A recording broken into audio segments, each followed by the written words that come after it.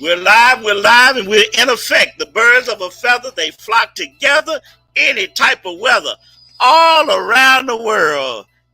Say, I. Yes, yes, yes. The Eagles are flying high. They are flying high today, and we're going to talk about them. Yeah, we're going to go from the top to the bottom. We're going to reach in and got them. All right, we have Mr. Izzy here today, and we Yes, today is right before Thanksgiving, and we're gonna have some games coming on tomorrow. But the Eagles are sitting with the best record in the whole NFL: 9 wins and 1 loss. So, Mr. Izzy, anything you got on your chest you want to talk about? Speak up, feel freely, free to just say whatever's going on with you, what you want to talk about. all is going good. All is going great. 9-1, 9-1. So this is a great record. Eagles are doing very well. Trying to get some guys added to the roster. So Sue had a good game. Joseph had a good game. We had some bigs in the middle. I'm very happy for them. I'm glad to give them an addition to this roster. So let's keep that going.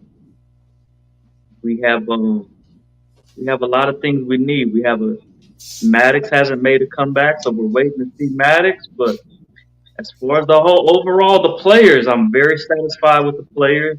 Everyone was happy with Jalen Hurts. I think the only two negatives that I'm looking at is the production of Miles Sanders. He didn't run the ball enough, and I'm also looking at the coaching behavior after games. They're deciding the coaches are becoming extra emotional um, after the game. So that's my only take on it. Is that those are two things I want to see the Eagles work on: playing Miles Sanders more, and coaches keep their emotions under control, win or lose. That's what I would like to see. So, is there anything? What's your opinion on the whole state of the Eagles? Well, I'm very satisfied that they're 9-1.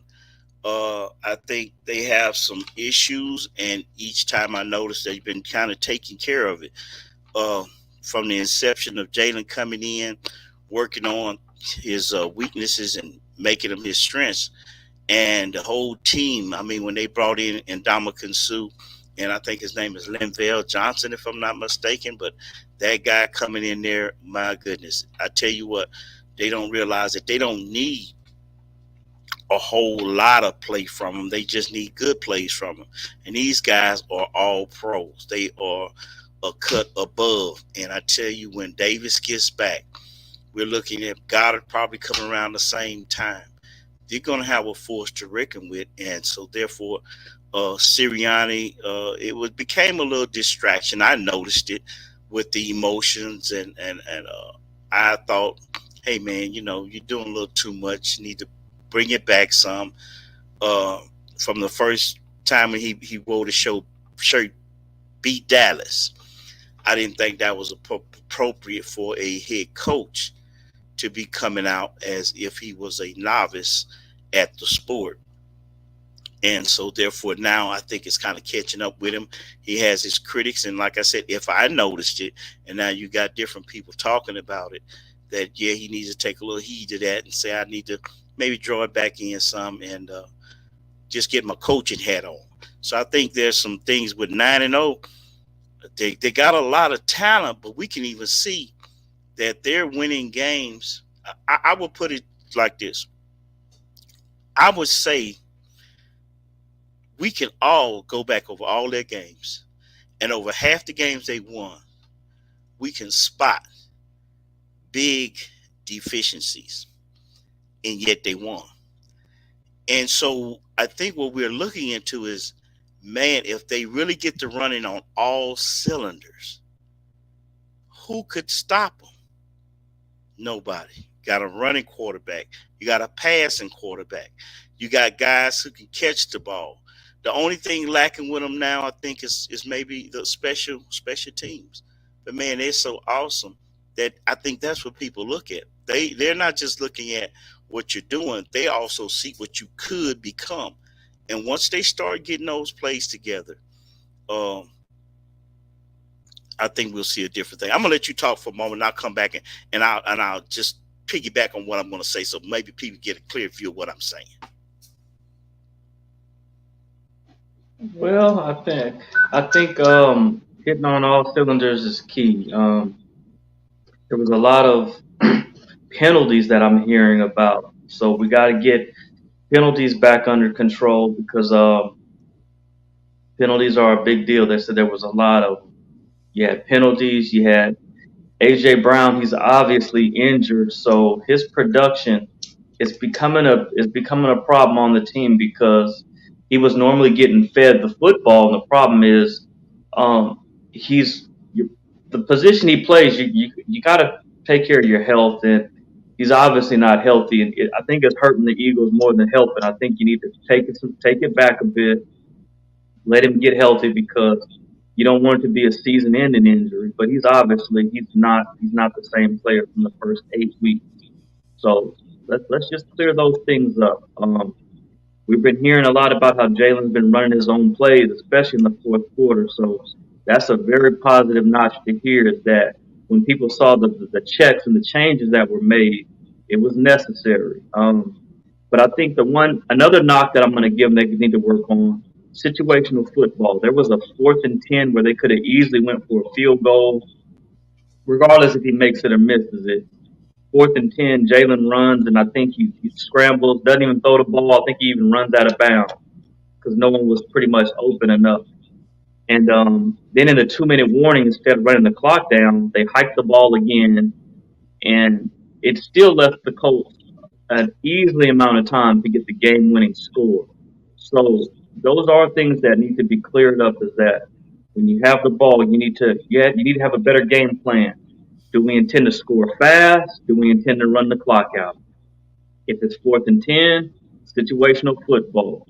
When to go for it, when to not. And I think those are the small things that can add up in a playoff game. So when it works out, no one complains. But when it doesn't, it looks bad on the coach. And so I just want to give Jalen more props in that fourth quarter for seeing that things didn't look like it was going to work, and it took everything in the fourth quarter to come back down from 10 points and get the win. But it happened. So that's my whole take on where the state of the Eagles is from my viewpoint. How about yourself?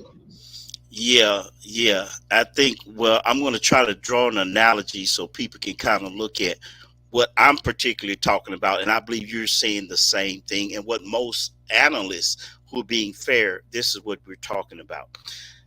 Imagine a basketball game where you have a team that is so dominant, so great, that the odds are 99 to 1 that the team that they're playing will even uh, be in the game uh, by 30 points or more. It's just that they're just outmatched, right?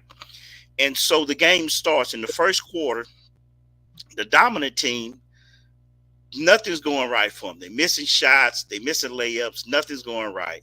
Second quarter, they come out same thing. They're missing shots, layups ain't going right. Nobody can play. They also getting people hurt. Everything that's going bad can go bad.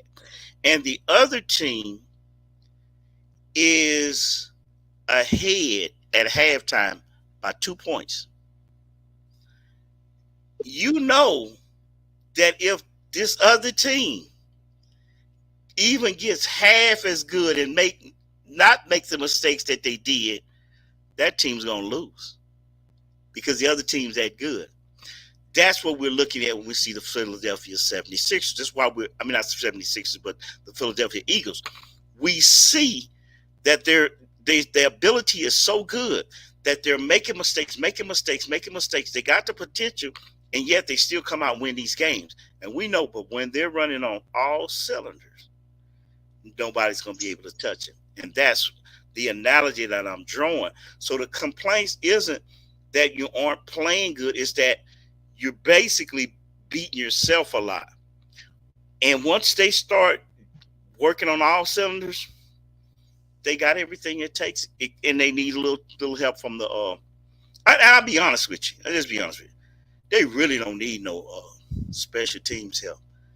They got enough guys to beat any team with what they got. And I'm not. I'm just being honest. Because what's guy gonna do on special teams, right?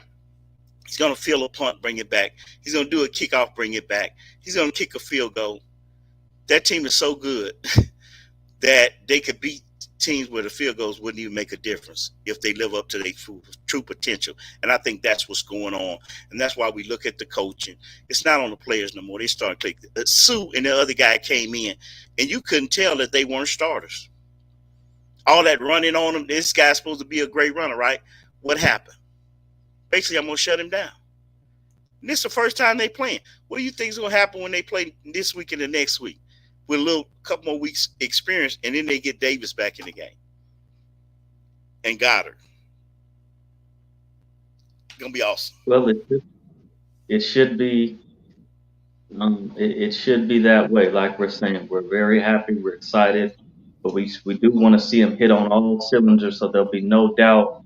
There'll be no doubt about it.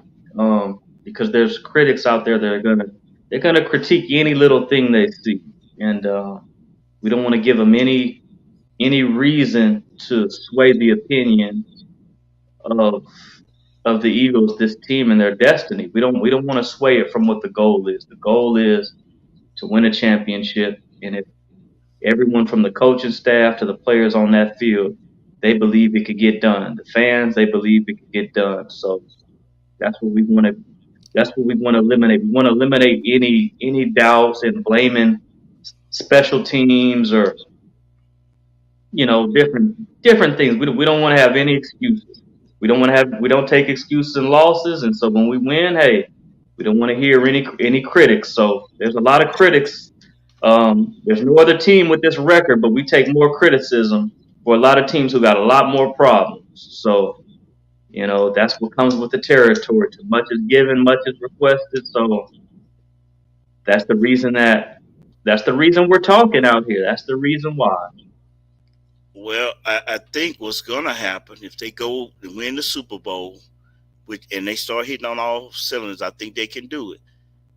The problem is going to be that it's not going to be fair next year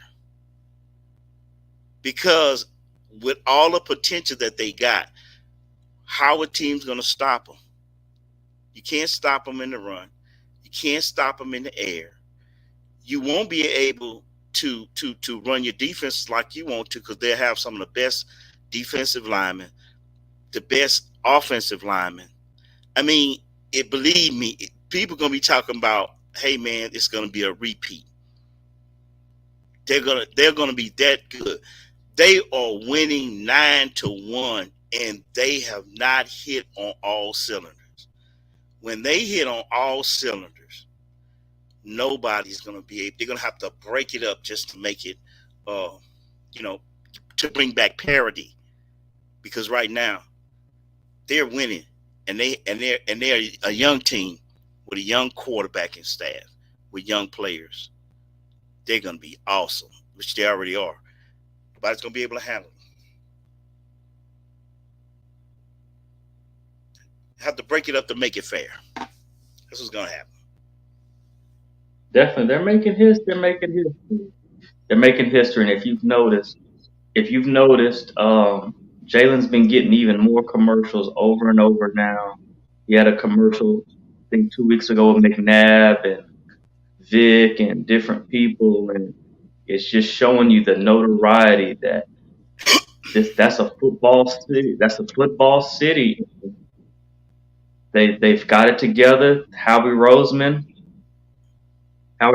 took a lot of critics for the players he took, but where I give him a lot of credit for is with every poor choice he's made, he's done what he can to correct it, and that's what I want to thank him for as a GM. He's not a GM who says, "Well, this player's not good," and just to continual dog him out. What he's done is if players haven't worked out, he's either got him on another team, he's got him out the building, and that's the way you do it. Wentz had his issues with either his health, he's on another team.